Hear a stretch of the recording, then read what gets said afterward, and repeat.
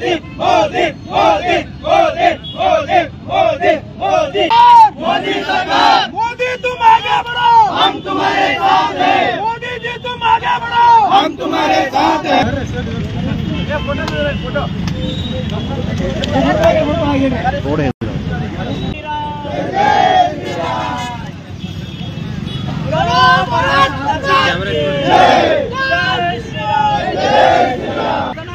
हिंदू धर्म के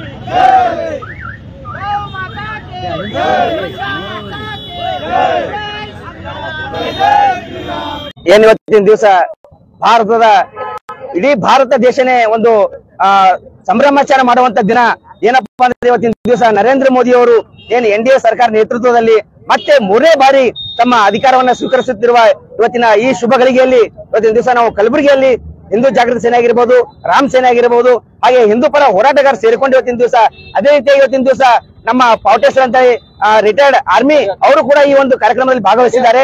ಇದೊಂದು ಇವತ್ತಿನ ಕಲಬುರಗಿಯಲ್ಲಿ ಇವತ್ತಿನ ದಿವಸ ನಾವು ಎಲ್ಲ ಸೇರಿಕೊಂಡು ನರೇಂದ್ರ ಮೋದಿ ಅವರ ಫೋಟೋಕ್ಕೆ ಹಾಲಿನ ಅಭಿಷೇಕ ಮಾಡಿ ಪಟಾಕಿ ಹಚ್ಚಿ ಸಿಹಿ ಹಂಚುವ ಮೂಲಕ ಈ ಒಂದು ಸಂಭ್ರಮಾಚರಣೆ ಆಚರಿಸ್ತಾ ಇದ್ದೀವಿ.